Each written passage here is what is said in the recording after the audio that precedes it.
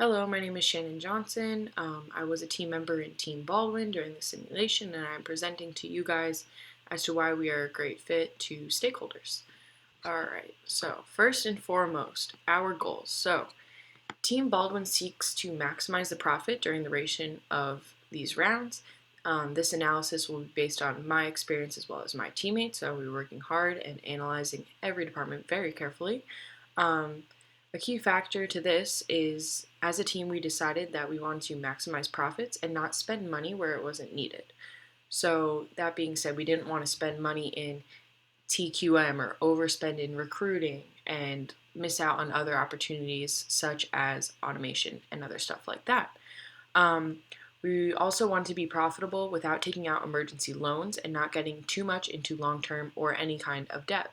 In this specific department, the research and development, it was crucial to keep in mind all of the ideal spots for each customer and what their wants, needs, demands, everything was in order to keep them in the ideal positioning for each round.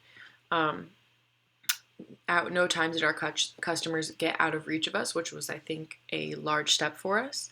And the performance and size were the ideal placement each round. So that being said, is it important to also watch the drift score in order to dominate in the market share because our customers need to be happy, which was another one of our goals. And we wanted to focus on the cash cow products such as the low and traditional. In the courier, our traditional and low products sold for a total unit of 5,737 million for that year. And we did not get a chance to introduce another product, but that is why you guys should stick with us because we might be able to do that in the future. We just did not want to spend the money and risk it if we were already dominating the market to a T already. So here's our logo up to the top here, and quality plus cost is going to equal our profit. And I'll explain that later. But moving on, we're going to look into the marketing aspect. So originally our prices were shot high up from the jump, and they were at the pinpoint of each customer's wants and needs. And I didn't totally agree with this strategy at first, but after talking to my teammates, it became clear that the higher the price was the lower the contribution margin. And we did dominate the market share. Although we wanted to increase the contribution margin, we were unable to do so because we were off to a rocky start. So the high-end bid, he did very well for us. If you can see on this chart here, Baldwin, our high performance is a yellow strip. He shot all the way to the top, dominating the marketing share. Size did not do as well for us compared to other people in the marketing, but we did pretty well. We did high prices in order to create a larger profit. And as well, I just want to point out that bid, the yellow stripe, did a market share of 32% at a price of $38.50 per product. And that describes the high performance. And as far as production, we did aim to increase the automation each round, especially towards the end, and this was increasing our contribution margin, which was making up for our marketing. And we had more control over the marketing share this way. If we were to increase the first shift capacity, we were able to have more money to spend on the automation. And that's where we saved a lot of money in being able to invest in that. So when we multiplied the first shift capacity and the second shift, we gave the total capacity, and I was then able to determine what money we can spend towards the automation. So the production section was a huge success, and I'm going to show you guys in this clip right here. Perfect. Excuse me.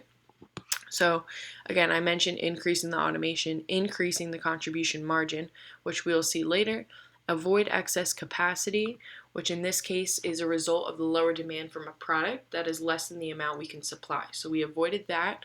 Our production exceeded the capacity due to forecasting and inventory, and we wanted to spend our money in other places. So again, you can see traditional low and high basically carrying us through here. Inventory, I wish we could have managed a bit more by selling maybe some capacity. And yeah, we did pretty well. Capacity next round, you can see those are high numbers, so we did have enough, and our plant utilization was well over 100%. So we did a good job there. And we're looking to move on to the HR department and TQM. So moving on, we looked early to invest in recruiting and training. So I put us next to Andrews, who struggled a little bit in the simulation, except over in this HR, they were our only competitors. Um, so you can see over here, our turnover rate was 6.3, which was the lowest. We had 191 new employees, which was great. We did spend a lot more money in recruiting than Andrews did, and we did have almost double the training hours that Andrew did. So we were doing really good with productivity. Our recruiting, we invested a lot of money in, and as well as training. So we were putting, let me go back. We were putting a lot of money into that, which was nice to see.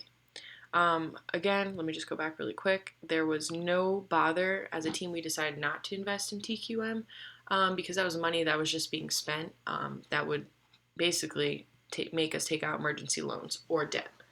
So now we're going to analyze the finances. We did strategize not to pay dividends so that the book value would not be affected. The ending stock price of Baldwin, as we just saw before, is $118.48 per share, which was an increase from the $39.41 before. As you can see, we're here in the pink. Over the course of the 4 years, we have done nothing but excelled in stock price, which is awesome and great for you guys.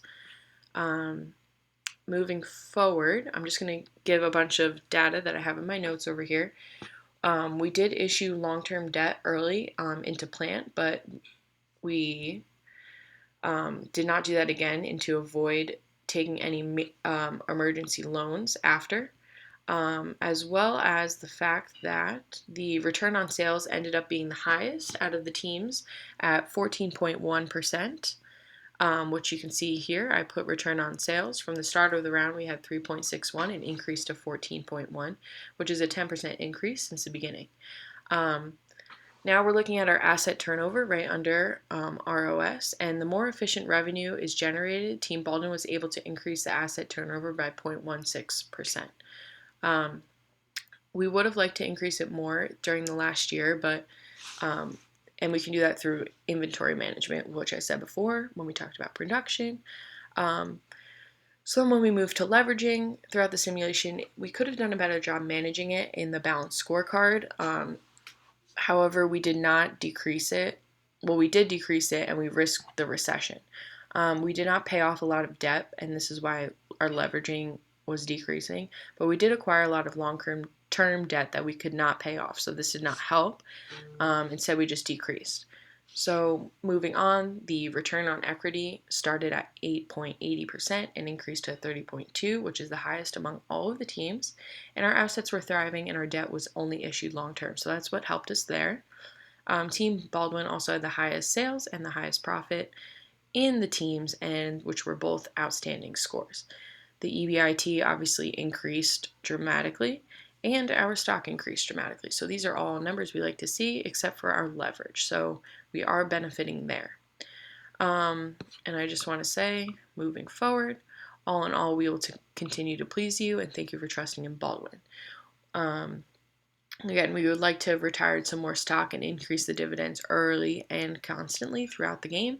But when looking at the balanced score sheet, we could have also done a better job issuing more of the long-term debt and increase the capital days of working. However, we did our best to kind of balance everything, and we look forward to working with you guys more and more in the future. So thank you again, and thanks for trusting in Baldwin.